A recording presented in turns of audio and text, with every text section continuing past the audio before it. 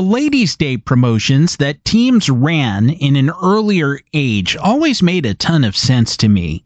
In that smaller version of America, teams played before quite intimate crowds, especially on weekdays. Remember, lights didn't come in until Larry McPhail brought them to Cincinnati in the late 1930s. Other baseball men, the Yankees included, whose president, Ed Barrow, scoffed night games just a fad. They didn't want to buy in. So you have, say, an afternoon game in May in, let's say, 1923, Phillies at Braves, two teams going nowhere, and the men are at work, the boys are in school. Who has some time? The ladies. Maybe the kind of woman who isn't taking in laundry, who might have some help, therefore some money, and can get out of the house a little. Now, the genius of Ladies' Day was that it didn't really matter whether those women had a few coins in their purses or not, because they got in for free. But if they did have some coins, maybe they bought some peanuts and Cracker Jack along the way. See, an empty seat is valueless once the game has begun. The incentives are a little different for a baseball club than the same argument about trains and planes, which has a little more nuance.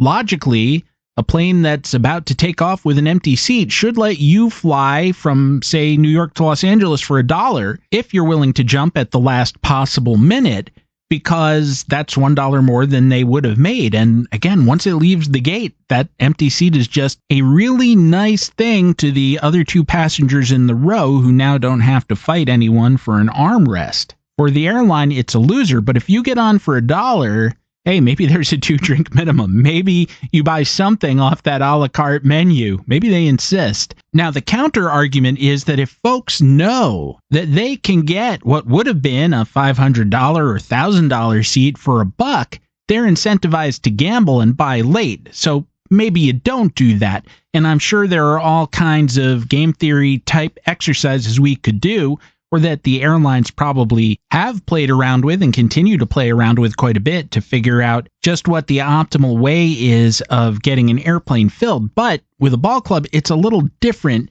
like Ladies' Day, because again, you know, based on your experience, the fellas aren't coming. Not enough of them are going to play hooky from their day jobs on a rainy Friday afternoon. As for little Johnny, he ain't got the nickel, and the truant officer has caught him 3 times already this month. Second of all, you would like this to be a family game. You would like everyone to come out, potentially. That increases your potential market. So if you're giving away a few seats to women, and some percentage of them later on are intrigued enough to buy, again, we're talking about over 100 years ago. We're talking about Ladies' Day promotions beginning actually in the 19th century, when everyone was figuring out if baseball was for them as a mass spectator entertainment. So yeah, give some seats away, the same way that if you think that your chocolate chip cookie recipe just revolutionizes the idea of cookies, give away some samples. And since there was this idea that baseball was a male game, a male-dominated environment, and women just weren't going to come, you had to incentivize them. You had to get them used to going and to get them to feel safe. And then once you got them in, once you got them comfortable, later down the line, you could withdraw the subsidy and start charging them just like everybody else. Also, and I hate to point this out now in 2025, but I feel like given the paranoia of our current society that someone somewhere might be thinking along these lines, just as no male pervert has ever gone to the extreme of sex reassignment surgery just so he could be creepy in the ladies' bathroom, I feel like there had to be a natural limit to how many cross-dressing men were trying to cadge their way into the ballpark by putting on petticoats. The National League banned Ladies' Day in 1909. I'm not totally sure why, but the American League kept on going. The ladies didn't make a comeback on the senior circuit until the early 1920s, when Cubs owner William Wrigley revived the practice. And the Cubs really pushed hard. The promotions, which they ran in the paper every week, are so, to use a modern term, thirsty. This one ran on June 30th, 1922, in the Chicago Tribune. The Killefer mentioned is manager Bill Killefer, or Khalifer. I don't know if it was Killifer like Jennifer or Khalifer like Bulldozer. The dude has been dead since 1960, and I've never heard his name spoken aloud, nor any name like it, nor really any name at all. I don't hear much. On the other hand, I did have a semi-unrequited crush on a girl named Jennifer in high school, and that's why I'm going to refer to this former backstop, Pete Alexander's personal catcher, by his nickname Reindeer Bill, and then no one can criticize me. It's not like I really exist anyway. Here's the ad. Today at Cubs Park.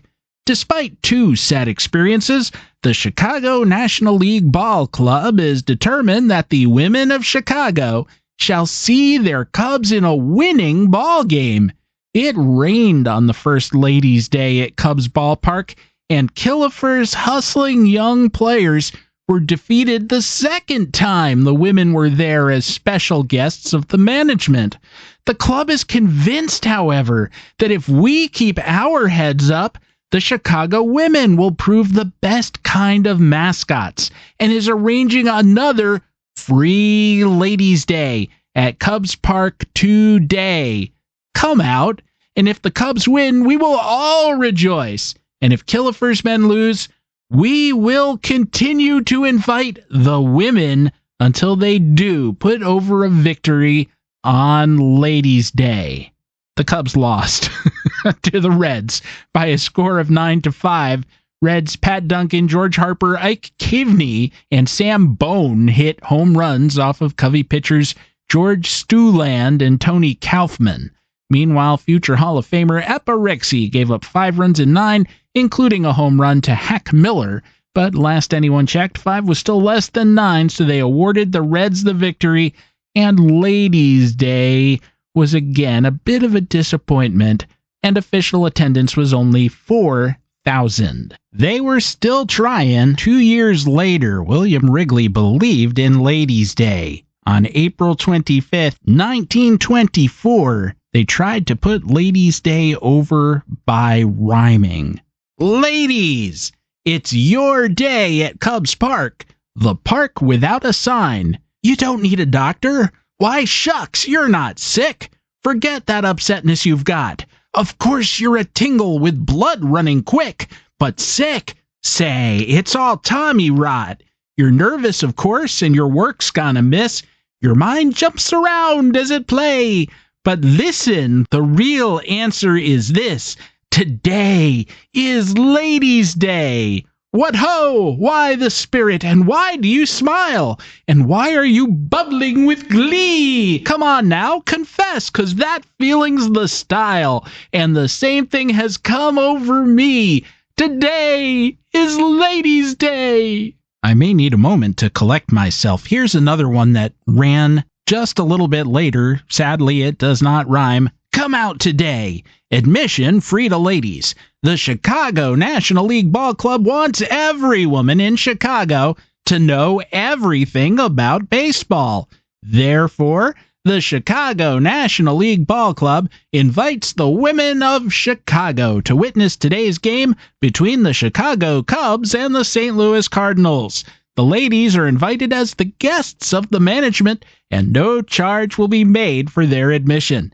An afternoon at Cubs Park means an afternoon at the cleanest, prettiest park in all the world. It means an afternoon of thrills, an exciting afternoon in the open with cares forgotten. To the women who know no baseball, it will be the first lesson in a sport that all the men know and love. Come on out and watch Killifer's hustling young club. Hey, the Cubs actually won that one. Gabby Hartnett took Jesse Haynes, one of the weaker pitchers in the Hall of Fame, deep as part of a 6-run first inning. Only one of those runs was considered earned, and although the Cubs later handed a few back, they held on to win 7-5. Now, the big joke among the menfolk was that the women had no idea what they were watching and were just at the ballpark to make the scene. This was the argument advanced by one disgruntled lady, maybe, who used the pseudonym A Woman Cub Fan when she wrote to the Chicago Tribune in August 1930, I haven't missed a home game 4 years and love the game, but must confess I have come to dread Fridays. The majority of women who storm the ballpark, milling, pushing, and crowding, are not fans, but come because it is free and more or less a gala occasion, although I hasten to add that there are probably many women who come because they enjoy the game and cannot afford to come at any other time. However, these women are in the minority, and I see no reason why there should be a Ladies' Day. In saying this, I have no desire to criticize the altruism of the Chicago National League Ball Club, but I feel the kindness shown the few women who come because they really enjoy the game is not commensurate with the discomfort caused the regular customers. The writer was responding to the Cubs having had some really spectacular Ladies' Day crowds, especially that year, which, remember, first year of the Great Depression. People might have needed some free admission, male or female. May 2nd, 1930, a then huge crowd, I should say, of 33,000 saw the Cubs whip the Phillies 11-8. It was mostly women. In August, the Tribune ran photos of an overflow Ladies' Day crowd present for a visit from the Dodgers, or Robins as they were then called. 42,000 people, according to the paper. Baseball Reference says something smaller, but I'm sticking with what they said at the time. 42,000 people spilled out of the stands and into the outfield. A lot of them, more than a third, in heels. There were also a bunch of freebies handed out to school kids. I guarantee you those kids were rowdier than all those women who had showed up having mistaken Wrigley Field for the Met Gala. I mean, I've seen that for myself. School and day camp groups at the ballpark, forget it. If you end up sitting next to them, they might heave you onto the playing field. It's like Lord of the Flies in the stands out there, but you didn't see anyone writing to the Chicago Tribune about it now, did you? The assumption was the kids belonged there. Estrogen people did not. So 3-3, 2 outs, bottom of the 10th, runners on first and third, outfielder Danny Taylor, career .297 hitter in the end, though only in 674 games because he came up late. He drove a ball deep the opposite way to right field over Babe Herman's head and into that overflow crowd for a walk-off ground rule double. The women of Chicago had responded to this so well, not just to that specific game, but to all the Ladies' Day games, that the only thing to do, if somehow you were bothered by the presence of women at the ballpark, was to pretend that the ladies did not understand what it was they were seeing or why they were there, or that they were there for the wrong reasons. At least no one went the sexist route of trying to claim they were there to ogle Hack Wilson in his flannels, because that's not exactly believable. That would be like writing a fairy tale that went, once upon a time, the ladies of Trancastia took it upon themselves to go to the local bridge and salivate over the troll who lived beneath it.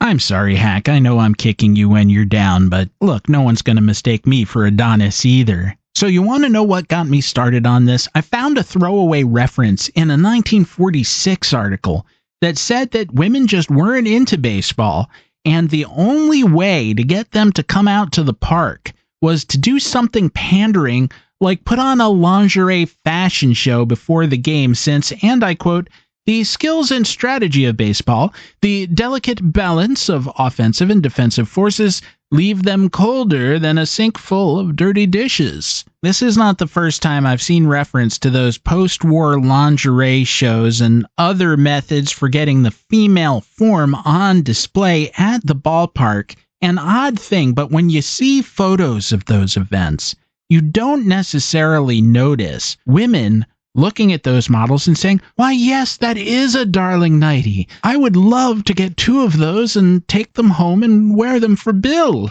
Bill has been so stressed lately. What you see is men looking on, wearing expressions like something out of Tex Avery's Red Hot Riding Hood series.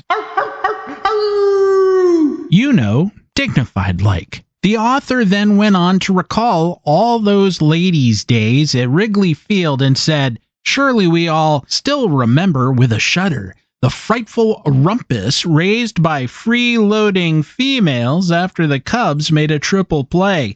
The women thought they were being shortchanged on the required number of outs when the athletes changed sides for the next inning. I don't mean to sound like a schoolyard bully about this, but that author sounds like a man who had never talked to a woman, never mind been kissed by one. I'm still not sure which game he was referring to, but I will note that on June 5th, 1925, there was another Brooklyn at Chicago Ladies' Day game. Future Hall of Famer Dazzy Vance took the mound for the Robins, and Wilbur Cooper, a 4-time 20-game winner for the Pirates, now playing out the string with the Cubs, took the mound for them. It was a back-and-forth game, with the Cubbies scoring 4 in the bottom of the first and the Robins coming back with 5 in the top of the third, and then the teams exchanging one-offs going through the rest of the game. Brooklyn had a second future Hall of Famer in that game, left fielder Zach Wheat, and he had a mixed day, but one I think that on balance he would take. He hit a 3-run homer off of Cooper in the third, and a solar shot. I suppose it was a solar shot. It wasn't solar powered, but it did arc towards the sun.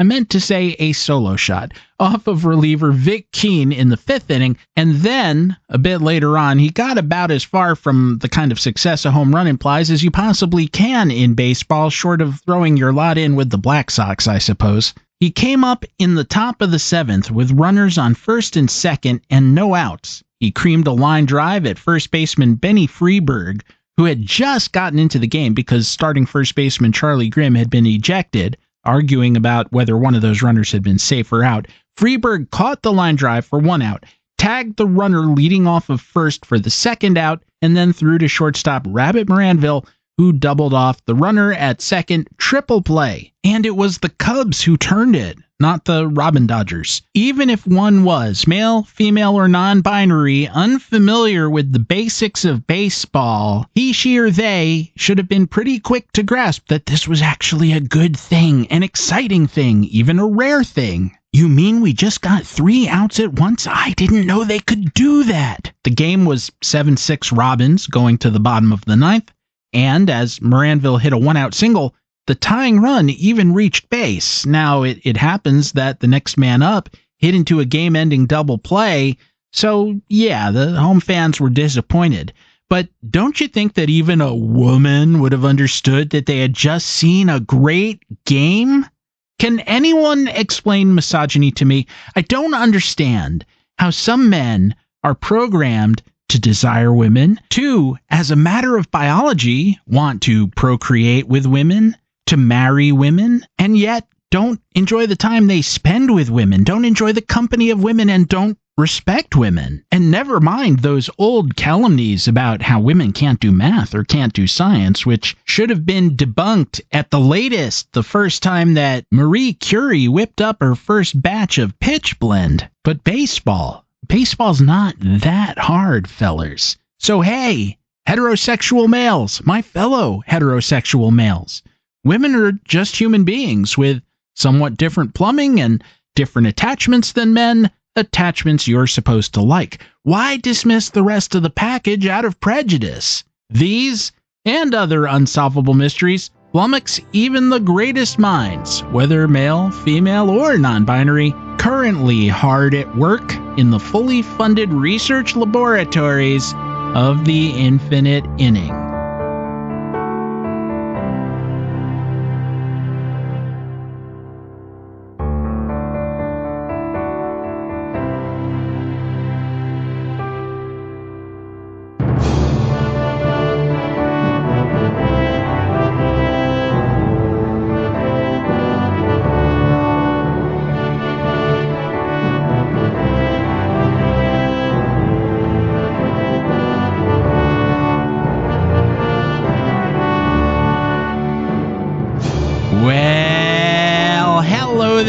Welcome back to the show, Infinite Inning number 332 in an ongoing series. I am Stephen Goldman, your convivial host for this journey to trying to grab a hold of the present via a trip to the past.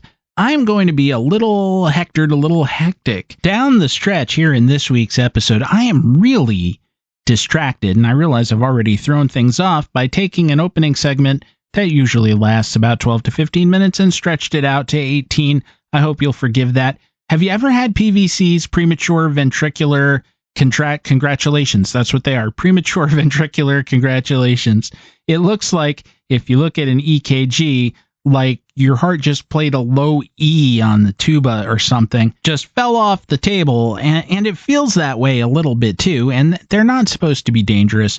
But ever since I had thyroid cancer, a long time ago now, I never had these before that, but somehow getting my thyroid hormone out of a jar causes me to have these episodes, and they're usually very brief, a couple of minutes, but today it's just been banging on for hours. And I'm also on blood thinners, so I'm not likely to throw off clots. Not that PVCs do that. AFib does, and I've been rumored to have that as well. This is not that. But it's just really distracting because your heartbeat is the rhythm of your life. You're used to it. There's an old Peanuts joke early in the 50-year run of that strip where Snoopy talks about being born at the Daisy Hill Puppy Farm, and they put an alarm clock in a towel and put it next to him so it sounded like the beating of his mother's heart. That's supposed to calm the puppy, but of course it rendered him neurotic for life because the alarm went off. That's the joke. It's not a very funny joke, actually. It really feels like a betrayal that is going to set you up for distrust for the rest of your life. Well, in my case, I've been having these things for 15, 16 years now, and when I notice them, they just make me nuts because, like I said, you're just used to bump, bump, bump, bump, bump, bump, and that is just the steady rhythm of your life. But drum solos, blah, blah, blah, blah, blah, no, that makes you twitchy. No matter how many times the doctors tell you you're fine. And I know it's not AFib because I have a little device here that I carry with me that takes a look at it and says, no, it's not AFib. You are cool. But even with AFib, it's not an ER thing as long as you're properly medicated and it doesn't go on for days. I hasten to add that the Infinite Inning is not your doctor, and nor is your host. I'm just relating what's been explained to me over way too many trips to the doctor's office. Baseball fan, my cardiologist. Actually, that's always nice. My oncologist is a Yankees fan. My cardiologist is a Red Sox fan. I just tailor my material to each, but you know me, I'm versatile. In any case, if you have questions about anything happening to you, I hope I've relaxed you a little bit, but don't take my word for it. Get checked out. God knows I've been. You wouldn't believe what my copays are nowadays. I'm serious. I go into any doctor's office, and as I said, I've got dozens of them, and I go up to the counter, and they say, is there a copay today? And I sort of, through gritted teeth, say, yes, I believe there is. And then they look at the amount, and they say, oh my. Or sometimes, really? Or, I've never seen one that large before. I guess in a different context at the doctor's office, that would be a good thing. But no, it's before you get into the office, you are fully clothed and not being examined in that way anyway, not being scrutinized. As I was finishing the first segment to today's show, I was actually struck by something. Way back early in the history of this program, I asked for more comments. I always say rate, review, and subscribe at the end of the show. That's still a real thing. The more the show seems to be getting attention, the more attention it gets. That's sort of obvious. That's the formula. And at one point, someone said something critical. I don't even remember what it was at this point, but I took issue with it. I like arguing, if I'm honest. Or at the risk of invoking Monty Python's argument clinic, not arguing per se, but reasoning together, having a dialogue. I can learn from you. I want to learn from you. But I think in that particular episode, I reacted to that comment and I didn't convey that sense of it very well. And I suppose I came off as more petulant. And so yet another commenter in the Facebook group took me to task for that and said, I don't think it's becoming for you to request comments and then balk at the comments that you get in the way that you did. And I agree completely, and in fact said so on the next episode. So I want to preface the next thing that I say with that. I want to make it clear that I'm not doing that, but I think I mentioned either last new episode, or maybe in some of my extemporaneous comments before the most recent reissue episode, that I had discovered yet another podcatcher that I didn't know about, and I think it's Good Pods. Does that make sense? And I was pleased to see just how many positive comments there were on the thing. So if you were someone who did that, thank you. I don't care if you did it 5 or 8 years ago or you did it yesterday. I really appreciate it. And yet, one can't help but see the very few negative comments. And one that jumped out at me said something like, yeah, it was okay, but there's so much virtue signaling about women.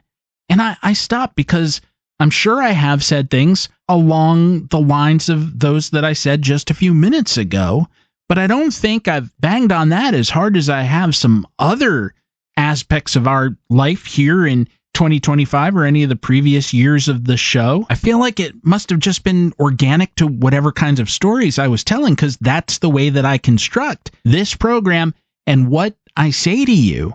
It happens, as I explained, that I got intrigued by something someone said about the Chicago Cubs ladies' days, and I went back and I went through a whole lot of them, and I shared with you what I found. And I really object to the idea of virtue signaling, not just for me, but for anyone, because it implies insincerity. If I spent half an hour telling you a story, and at the end I said, and so in conclusion, Lou Gehrig was a much more valuable first baseman than Doug Minkiewicz. No offense to Doug Minkiewicz. Is that virtue signaling about Larapin Lou, the Iron Horse? He needs all the help he can get. His reputation's really down. And there's Steve just pushing his agenda again. No, it's just how I feel. And in that case, it would be supported by objective fact. But I kind of feel like what I said about giving women a hard time about going to the ballpark is also supported by objective fact, because they're in articles spanning 20 years. And you can look them up yourself. You can see it happen. And it wasn't so very long ago, earlier this century, and I vividly recall us covering this at Baseball Prospectus, these kinds of approaches in terms of women at the ballpark and how you had to have some kind of event night swaddled in pink and promising them potential boyfriends was a better way to get them paying attention and coming into the park than just saying, hey, we have this really cool fun game here and you should come look at it. We enjoy being here and you might too. I'm not going to spend any more time on it except to say that a few minutes ago I said, will someone please explain misogyny to me? Well, will someone please explain virtue signaling? Because how are we to ever have an exchange in which someone says something that they really believe? And it could be respect women. It could be, as it often is on this program, value immigrants, understand the history of this country with regard to people of color and other minorities as particularly expressed through baseball. That's not virtue signaling. It's stuff that I care about. But if someone else dismisses that as virtue signaling, I can't tell you anything. There's nothing that we can say to each other that each of us couldn't cynically dismiss. And again, I don't want to overreact. 99% of those comments were super positive. I have good ratings as far as I know, and I don't really check this very often. But whenever I haven't been disappointed. You've all been very generous. I wonder how we can communicate sometimes. And I don't mean you and I talking right now, but I mean globally, generally. We're overdue for a break, so very briefly, I've neglected the show store for forever, but this week I put up the current podcast logo. Finally! If you like it, if you want to support the program, it's on some shirts and some mugs. And of course, I'd be happy to see some of those shirts around places. It would be pretty cool if you happen to be going to Disney World or Disneyland at some point soon and you want to pick one up. And then you buy one of those end-of-ride photos that they take as you're going over the former Splash Mountain cliff, or Space Mountain, I assume, has one of those, and you're wearing an Infinite Inning t-shirt. I'll pay for your snacks. I don't mean I want to bribe you. I would want to thank you, and that's one of my love languages, buying people food. As you know, Disney snacks are so expensive that if I buy you, your wife, and your 2 kids 4 Mickey pretzels, I'll have more than spent what I recoup for the shirt, but it would be worth it. Not for marketing, but for validation. Do you get it? I mean, I'd show my mom. The URL for that and other stuff is the-infinite-inning.creator-spring.com/listing/infinite-inning-new-logo. And how will I get through repeating that at the end of the show? I wonder. I still also have some old stuff up there, including a John McGraw tobacco card, Hey Barney shirt that I don't think anyone has ever bought. Well, I bought one. But if you want to... I'm sorry. I just am amused by that. Suddenly I'm thinking of the Poe poem fragment from Childhood's Hour. I have not been as others were. I have not seen as others saw. I could not bring my passions from a common spring. From the same source I have not taken my sorrow. I could not awaken my heart to joy at the same tone. And all I loved alone. And I suppose if we had Edgar Allan here to talk about it, he might admit that could potentially include a John McGraw, Hey Barney t-shirt. This week's reissue, the third in the series, went back to episode 13 and talked about the Cozy Dolan Jimmy O'Connell scandal of 100 years ago, which is once again relevant because these are among the players who Rob Manfred sprung from the ban list as cover to get Pete Rose off of it. And since each reissue episode has at least 10 or 15 minutes of new and updated material, I tried to relate the Dolan-O'Donnell scandal to some current event stuff that has been going around because Jake Tapper has a book out about Joe Biden's decline and the so-called cover-up thereof. And hopefully I interconnected those in a way that's useful. I have a lot more thoughts about those, but this is not the time. Because again, we're up against a break. At Baseball Prospectus this week, I wrote about making a baseball team great again and how you can't do that. You can only make it great now. And then once you've made it great now, you can't make it great again. You can only make it great for 2026. Again, you get it. Now, on the other side, again, we are trying to understand the present via a trip to the past, and thus I want to hook into a story the New York Times did this week about another podcaster and briefly get into why wishes for dictatorship conflict with the reality that baseball teaches us, which is exemplified by the fact that managers are all too often so dumb. I hope you'll wait for me. I hope you'll see me on the other side. Hang in there for just a moment, okay?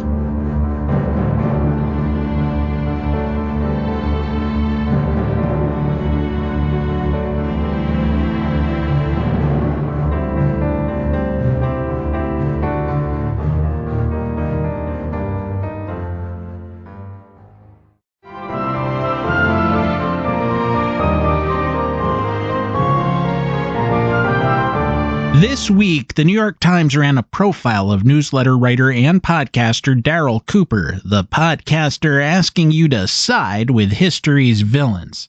Now, I have to issue several disclaimers. I've not listened to this fellow, and judging from the article, I never will, because I don't have time for anyone citing David Irving as an authority on the Nazis or the Holocaust. It would be a betrayal of about 3 generations of my family, not to mention the survivors I met when I was young who bared their wrists so I could see the numbers the Germans had tattooed there. I don't need anyone to play devil's advocate about the worst crime in human history or just ask questions. I don't want it. In fairness, maybe the Times misrepresented all of that. I wouldn't be inclined to listen anyway because I have done the reading and I have subjected myself to the documentary footage and seen naked, emaciated bodies being bulldozed into mass graves and wondered if they might have been relatives of mine and just wept for the humanity of it in general. Lately, I've been thinking a lot. I don't like to introduce stories this way. Lately, I've been thinking, but this just happens to be the truth of it, of Ilse Weber. She was a citizen of Czechoslovakia, which was gifted to Hitler at Munich and then dismembered. And after that, she wasn't a citizen of anywhere. Stateless people have no rights. Ilse wrote poems and songs for adults and children. She managed to get her oldest son out to England on one of the heroic kinder transports, but she, her husband, and her youngest son were stuck. They were first sent to the Prague ghetto and then to the Theresienstadt concentration camp. When Ilse's husband was sent on to Auschwitz, she opted to go with him, her and her son. Now, this sounds crazy in retrospect, but remember that when you're in the depths of hell, you can't see all of hell. She didn't know. So she survived the trip to Auschwitz, which was never guaranteed. But when she and her son arrived, someone deselected her right away, maybe Dr. Mengele himself.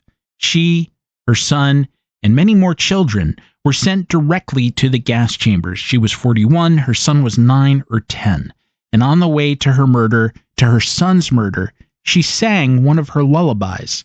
I don't know if it was this one, but it will do. Night is creeping through the ghetto, silent, profound. Sleep, forget what's all around. Rest your little head on my arm. With mother you'll sleep safe and warm. Sleep, much can happen during night. While asleep your worries may flee. A new day comes and you shall see. Everything's been made anew. Peace and sunshine, just for you. That was from Dancing on a Powder Keg by Ilse Weber, translated by Michael Schwartz. So no, I don't want the remedial course, especially one that encompasses debunked sources. Now, one thing that the Times quoted Cooper as saying, and this is a direct quote, so I don't imagine they made this one up, was, democracy is a disease, tyranny is the cure, and also, fascism is merely what happens when normal people realize that the left will never stop until they're forced to.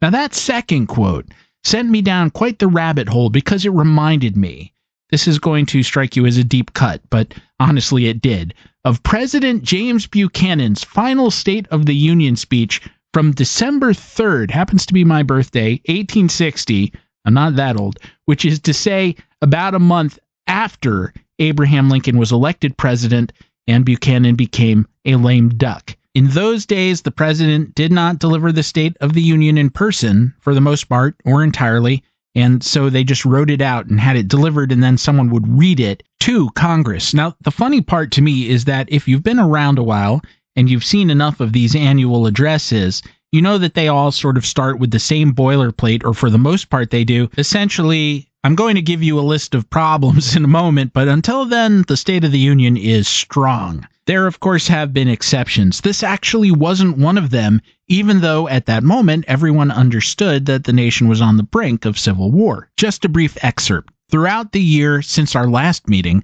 the country has been eminently prosperous in all its material interests. The general health has been excellent. Our harvests have been abundant, and plenty smiles throughout the land. Our commerce and manufactures have been prosecuted with energy and industry, and have yielded fair and ample returns. In short, no nation in the time of tide has ever presented a spectacle of greater material prosperity than we have done, until within a very recent period. All right, you with Jimmy Buchanan of Pennsylvania so far? It actually matters that he was from Pennsylvania. Everything is good, but we're about to make a turn. Why is it then that discontent now so extensively prevails, and the union of the states, which is the source of all these blessings, is threatened with destruction? You're not going to be in suspense too long. Jimmy B is going to tell you. But if you're not familiar with the way that this actually happened, let me ask you, what are you anticipating? Are you relying on the fact that Jimmy was a man of the North, and we've all been taught that this crisis of the Union, of secession, of slavery, broke down along sectional lines? Well, James Buchanan is about to throw you a change-up because he was what they called a doughface. In the United States at that time, that was a political epithet that meant a Northerner who sympathized with and supported the South. So here comes the President of the United States to place blame.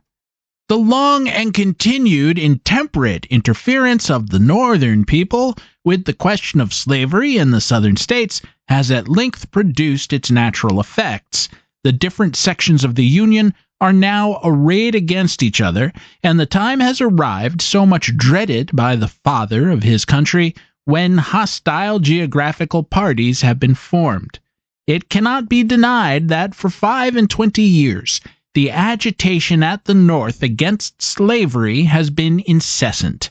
In 1835, pictorial handbills and inflammatory appeals were circulated extensively throughout the South of a character to excite the passions of the slaves, and, in the language of General Jackson, to stimulate them to insurrection and produce all the horrors of a servile war. What Buchanan meant here, and he was turning to President Jackson as an authority, President Jackson was no longer on the planet, but still, that the Northerners had been so naggy about slavery that they had planted the idea of freedom in the slaves who had never thought of it before, and now the Southerners were very nervous about these slaves rebelling and murdering them in their beds, which they had always been worried about, actually, or at least had been worried about for a very long time, certainly since the uprising against the French in Haiti and various slave rebellions on this continent. What always seems bizarre to me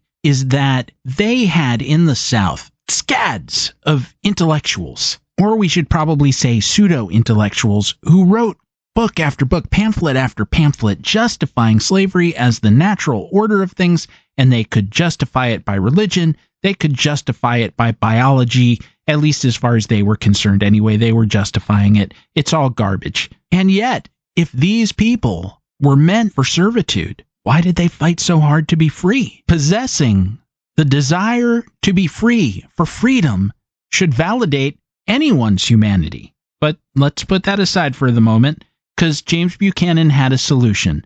And the solution that he's about to recommend was the North should shut the F up. How easy it would be, he said, for the American people to settle the slavery question forever and to restore peace and harmony to this distracted country. They and they alone can do it. All that is necessary to accomplish the object, and all for which the slave states have ever contended, is to be let alone and permitted to manage their domestic institutions in their own way. As sovereign states, they, and they alone, are responsible before God and the world for the slavery existing among them. For this, the people of the North are not more responsible and have no more right to interfere than with similar institutions in Russia or in Brazil. In short, this weird Pennsylvania man, who was a Southerner in spirit, was saying that if the North would stop running around shooting its mouth off, calling slavery a moral wrong, we could all just get along. We can be just one big country. We just have to pretend that what's happening in those other states down there, it's not going on. It's not our business. Just shut up about your damn principles already. Stop, forgive me for this, virtue signaling, New Yorkers. Just shut up about your damn principles already, because they inconvenience me. That's what I hear when people complain about democracy. They really mean that someone somewhere has complained about their injuring someone else or intending to, and that really puts them out. Because democracy, having a republic, is the art of persuasion. You really may have the best idea. You may really know how to fix all of this and make it work the way it always should have worked. But you can't just tell people that that's how it's gonna be. You have to get them to go along with you. And it is impossibly hard. It takes time and patience and repetition, and it also requires you to establish a common framework for discussion, which is something that, as Buchanan demonstrated, the United States absolutely lacked 160 some years ago. You had one side saying this is a moral wrong, it's keeping us up at night. And some of the laws that you have set up to underpin this system, like the Fugitive Slave Act, implicates us in its continuance. That was, broadly speaking, the North, or the abolitionist side. The Southern response, as explained by James Buchanan, was shut up. So then you say, okay, no basis for discussion there. How about this, pals and gals? We're a democracy. What if we just all agree to abide by the will of the majority? And the Southern answer to that was also, shut up. I don't want to go too far into this because I did say this was going to be about managers, and it is, and it will be. But there was, at that time, a faction in the South. They were popularly referred to as fire eaters, who really just wanted to break up the country. They weren't interested in trying to find a solution. And that's not to say that a solution was going to be easy, because we've just demonstrated how far apart the sides were. Now, not everyone in the North was in the most extreme position, the one that I just mentioned. Some of them would have been for graduated emancipation or compensated emancipation, just a phasing out of slavery over time. And that included, at the outset, Abraham Lincoln, and conversely, some in the South were ready to let it go. The vast majority of them weren't slaveholders at all, and some even within the slave-owning class would have said, okay, let's make a deal, let's do business. Now, the idea of making that deal may also be morally abhorrent because it meant more time and more people living and dying under enslavement. But it didn't happen, and one reason it didn't happen was that This group of agitators, these fire eaters, were for the most inflexible position in the South and were just almost turned on by the idea of breaking up the country for its own sake. And I think we here today have to be aware of people possessed by a certain kind of kink, for want of a better word, in that they are turned on by disrupting systems that have worked very well for a lot of people for a long time. They don't want to repeal and replace it. They don't want to tinker and improve it.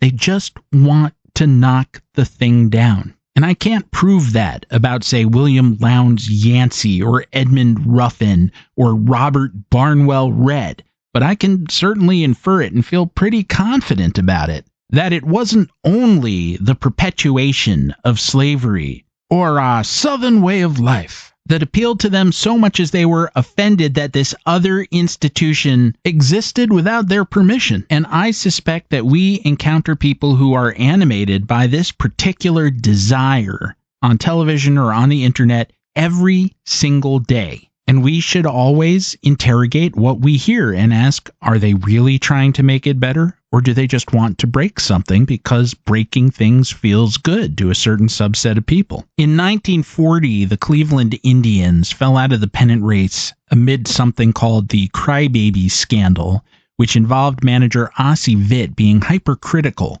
and a whole bunch of the players going to general manager Cy Slapnika and saying, we can't go on like this. And Cy told them to shut up and that it would be an embarrassment for them if this got out. And it did, and it was. A few minutes ago, I said that succeeding in a democracy, even if you're brilliant, means convincing other people of your brilliance and of persuading them to support your plans, whatever they were. Now, Ossie Vitt's method was to tell players, really good players like Hal Trotsky, Lou Boudreau, Johnny Allen, Jeff Heath, Bob Feller, some of them very valuable, very well-established players, others young, but telling them just how badly they sucked. I don't even think he was saying, do it my way, because my way would be better, just that their way was bad. Now, a ball club is not a democracy, which is good for our purposes because it means that we can examine dictatorships in action without anyone actually getting hurt for the most part. Conversely, even in a top-down situation like a ball club in which the manager, especially back then when the front office hadn't usurped all of the manager's prerogatives, he was something like a unitary executive. But even then, his constituents may have preferred to have been led rather than dictated to, and to be treated with respect rather than disdain. And since a manager has no army backing him, ultimately success does mean persuasion. Vitt lacked the patience, and thus Vitt failed. Now, when we return from a brief break, I want to turn to the idea of wishing for tyranny. It's a deeply foolish wish. And when we do that, we will visit two of my favorite managers you know that for all their flaws, but their flaws were real, I care about very much, and I hope you do too. The great Giants manager, the Hall of Famer John J. McGraw, and his sort of disciple, his friend and frenemy, Casey Stengel, Charles Dillon Stengel. Gee, but it brings a smile to my face just to say that.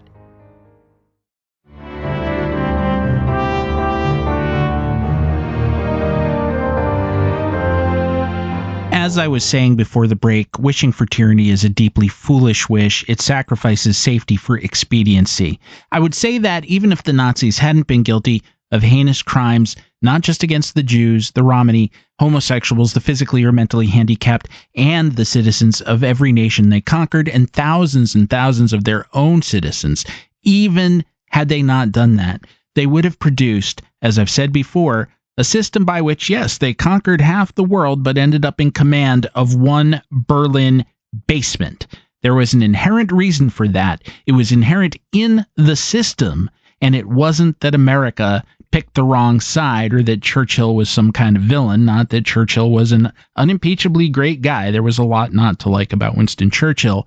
Dictatorships, however you want to grade their transient successes, are inefficient, and one reason is that their supposed strength, their ability to react decisively and without consideration of interests, is actually a weakness. Yes, dictators can be more decisive than democratically responsive leaders, specifically because they have no constituency except themselves, or perhaps their military, no one who they answer to. Yet, they are inefficient for that same reason, because definitionally, it makes them stupid. No one man, no matter how brilliant, is more clever than all the king's horses and all the king's men.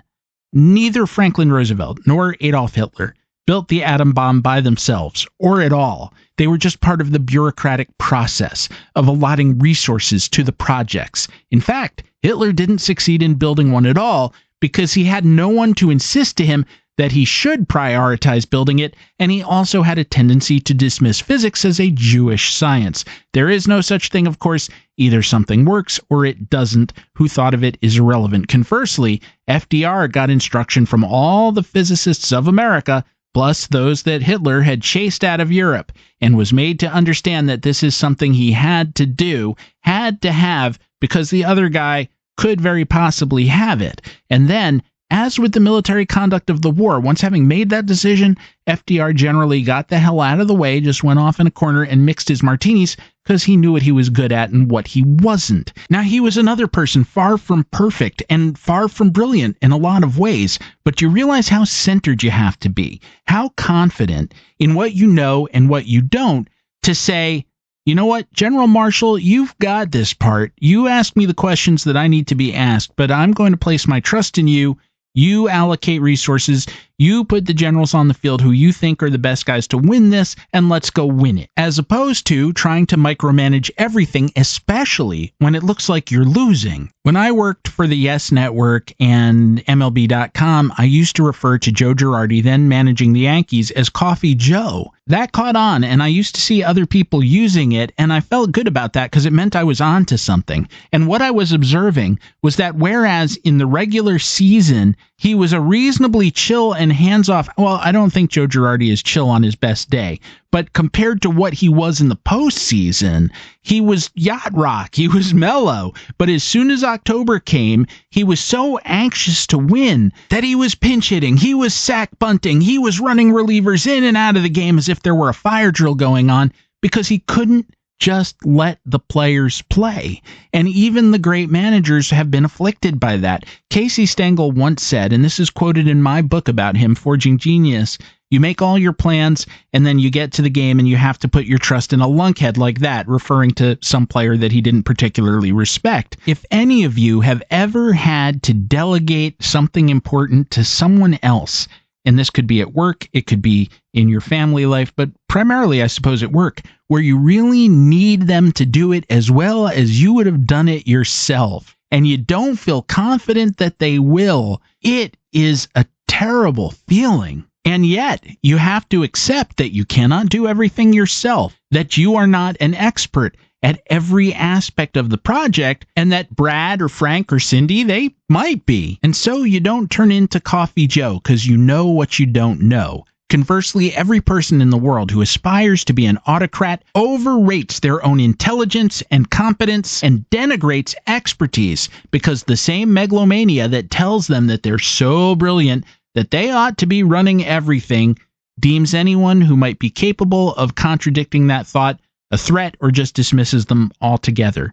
And you know that from watching baseball. You know that from watching managers and knowing that 9.5 of 10 of them are not particularly special. They can do the basic stuff, but so can you and I running a tabletop game. Even the ones that I tend to admire, like McGraw, like Stengel, screwed up so many times over their long careers because, well, as a percentage of opportunities they had to screw things up, their batting average was very, very good, but they weren't perfect. They weren't clairvoyant. They had great insight into baseball matters, but there were times when they would have benefited from having counsel as opposed to having to go by their whims or impulses or what they thought they knew. In the same way that Franklin Roosevelt benefited by getting notes from Albert Einstein and Hans Bethe and Robert Oppenheimer. I'm sure many of you have seen the movie Downfall from, about 20 years ago at this point, about Hitler's last days, and he was portrayed by the late Bruno Ganz, and Ganz was tremendous. And the scene that everybody seized on and launched 1,000 memes with was the famous scene, whether you saw it in the movie or read about it in history, when he really broke down and realized that the war was lost and just blew up at all his generals. Well, fine, that's very dramatic history. Well, a lot of the film is shown from the perspective of Hitler's secretary, or one of his secretaries, Traudl Young, who was a real person who was there, who worked with him, who was in the bunker and survived it, and then over the rest of her life spent a lot of time trying to explain what she had seen and why she had been a part of it and so on. But the scene that always gets me the most powerfully is right at the very beginning of the movie. The story begins with various secretaries auditioning for their job as assistant to the Fuhrer, and Adolf is interviewing them, and he brings Traudl into his office, and he's going to do a bit of a typing test. He's going to dictate to her, and we'll see how she does. I don't know if the letter that he's dictating to her contains actual quotations. I suspect that it does, based on what I've read about the guy. But what he is saying is something like, "Dear party comrades, I come to you after 10 years in office, and I can report the most amazing thing. In all that time, I have never had to change my mind or revise one of my positions. And who else can say that?" And I always think, and who else would be that stupid? Because no one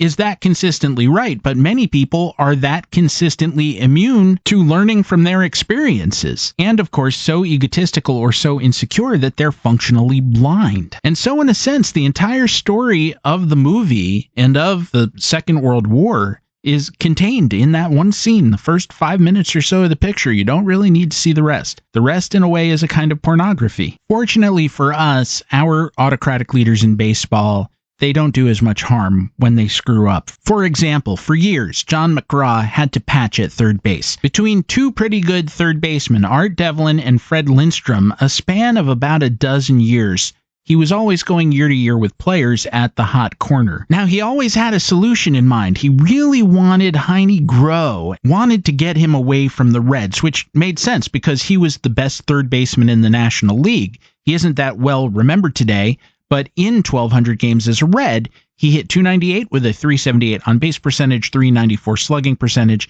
which works out to 130 OPS plus. He was probably one of the best of all time at that point, which only says so much given that the history of the National League was less than 50 years at that point, but we can stipulate he was very good, and he had come up as a giant.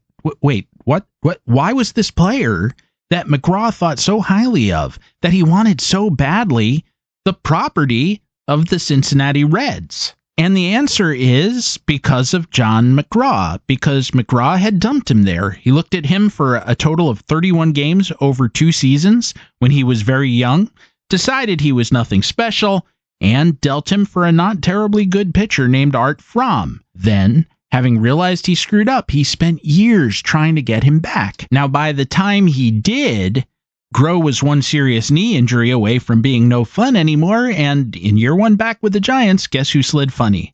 Now Casey, who, as I said earlier, who I love enough to have written a book about him, was far from perfect. Warren Spahn, the Hall of Fame left-hander, famously said, "I played for Casey before and after he was a genius." Now Spahn said that because he had pitched for Casey as a rookie with the Braves, and again towards the end of his career when both were with the Mets. Of course, that's a two-way street because Casey had Spahn both before and after he was a good pitcher, but Casey was at least too polite to point that out. Now, Spahn came up in April 1942. Early in the season, Casey ordered Spahn to brush back some Brooklyn Dodgers hitters, and Spahn just couldn't do it. Now, Casey was not generally a bloodthirsty manager, but his orders make sense in context because the Dodgers, under Leo DeRocher at that time, were really upsetting people by headhunting. Leo really believed that this was part of the pitcher's job, to keep the hitters uncomfortable, and that if the pitchers didn't do that, then the pitcher was allowing the hitter to literally steal his livelihood. So it's very possible that some Boston Braves ended up in the dirt, and Casey felt that retaliation was called for in order to protect the rest of his players. Well, for whatever reason, whether as an issue of morality or simply that he was young and nervous, Spahn couldn't do it. Casey got pissed off, said, "Young man, you've got no guts," and sent him down to Hartford. Soon after, Spahn was drafted, wound up fighting in the Battle of the Bulge, and returned a decorated war hero. And of course, he went on to win nearly 400 games. Now, Casey always owned this. He said, "That's how smart I was, and it was the worst mistake I ever made in baseball. I said no guts to a kid who wound up being a war hero and one of the best pitchers anybody ever saw. You can't say I don't miss him when I miss him." Good of him to admit it, but it's even worse than that. Why was the 21-year-old Spahn in the majors? He had just gone 19-6 with a 1.83 ERA in the 3I League. That's why. This kid was a prospect at that moment, like Paul Skeens was a prospect 2 years ago. But Casey was mad. And when a manager gets mad, when any autocrat gets mad, they just get to do what they want to do. They don't have to run it by anyone. They don't have to consider the consequences. Now again, for baseball managers, that's less true. Nowadays, I mean, because the players cost $20 million a year, and there are all kinds of executive layers over them, and the franchises are worth $1 billion and so forth. So, no, Dave Roberts is not going to get ticked off at Shohei Ohtani tomorrow and send him to Mexico City or something. But back then, could have happened. Back in the 1920s, Rogers Hornsby got traded all around baseball. Why? Because Rogers Hornsby was a jerk, but there was no penalty to anyone for doing it. Sam Breeden was going to own the St. Louis Cardinals, whether he dealt away an 8 or 10 win player or not. And therefore, he didn't have to sell anyone on that decision. Maybe he had to yell at Branch Rickey a little bit or get yelled at by Branch Rickey, but ultimately, it was his call, and if the Cardinals finished 4th instead of 2nd, too freaking bad, no one could do anything about it. Now, think about Abraham Lincoln, confronted with a similar choice about Ulysses Grant. This guy's a jerk, this guy's a drunk, this guy is always feigning migraines and not dressing well.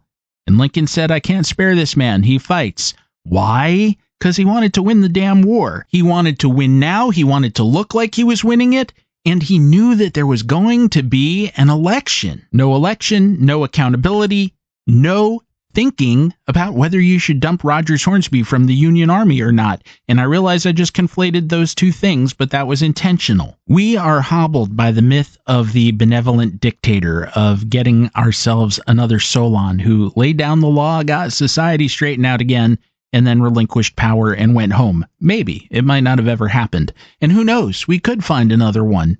We never do. And not just America, but everyone else. We just turn up a rock and the standard "hooray for me, to hell with you" dictator shows up. And for every McGraw or Casey, masterful yet super flawed, there's one who has the flaws but missed his cup of masterful. We recently on this program talked about what went wrong in Venezuela. That was what happened in Venezuela. That manager showed up, they put him in charge, but he wasn't Miller Huggins, he wasn't Bruce Bochet, he was Chuck Tanner, he was Maury Wills. He was Rabbit Moranville, momentary manager of the aforementioned 1925 Cubs, dumping ice water on his players in their berths in the Pullman cars, shouting, "No one sleeps on my team." And there's a reason that the Cubs didn't win a World Series for 108 years, and it wasn't Ladies' Day. It's the same reason Venezuela won't be finishing first anytime soon either. And that's it. That's my takeaway. Be careful what you wish for, because you're frustrated, because a democracy requires you to convince other people that your values are the right values, to convince them that you have the right plan instead of their just knowing because you said so, and to accept it and play by the rules when they don't, and to consider just every once in a while that what you see as their narrow-mindedness might be your close-mindedness. Because he who claims absolute unshakable knowledge has only to look towards some of these great dictators who claim the same, who said, "Nope, you can't pull out of Stalingrad because reasons. I guess you're all just going to have to die there." Because anyone who is willing to accord unfettered power to another human being on the assumption that everything they say and everything they do must be right, and they're clairvoyant, infallible, they have perfect foresight, if you are advocating for this, you may well be insane, because that's not any leader that anyone has ever had, whether in baseball or outside. In short, you've departed reality for some sort of cult. In baseball, that sort of misjudgment ends with something like this year's Rockies or this year's Orioles. It's bad for people who care, but not bad. Whereas with cults, first comes bad, and then comes the Kool-Aid, and after that, there's just nothing. So I have one request at the end of all this for anyone who has found themselves thinking along those lines, and that is that we learn to doubt ourselves just a little bit, in the same way that we all reflexively doubt our managers every time he makes a pitching change. And with that, perhaps will come not only clarity, but some charity as well. PVCs are kind of like Ringo's drum solo at the end of Abbey Road, so I'd best move on in a hurry.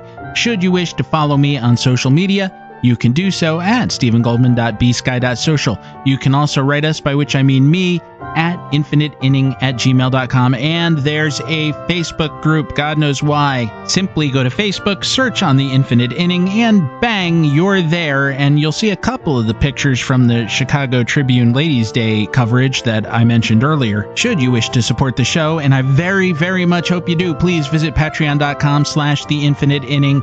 Gear of a rudimentary kind available at the-infinite-inning.creator-spring.com. Original soundtrack available gratis at casualobservermusic.bandcamp.com. Finally, should you find yourself with the proverbial moment to spare, please go to the podcatcher of your choice and rate, review, and subscribe. As I said earlier, it helps the show gain the right kind of attention. And if your podcatcher doesn't let you do those things, go back and read up some more on the collected addresses of James Buchanan. No, on second thought, don't. Our theme song, which you are hearing now and have been listening to throughout the episode, was a co-composition of myself and Dr. Rick Mooring, who says, "You did Buchanan, why didn't you do Franklin Pierce? Franklin Pierce is much more fun. There's tragedy, there's alcoholism, there's a recalcitrant wife." Okay, next time. Well, if my current Ringo problem doesn't go all Keith Moon and leave me with a severe Neil Peart, I'll be back next week with more tales from inside the Infinite Inning.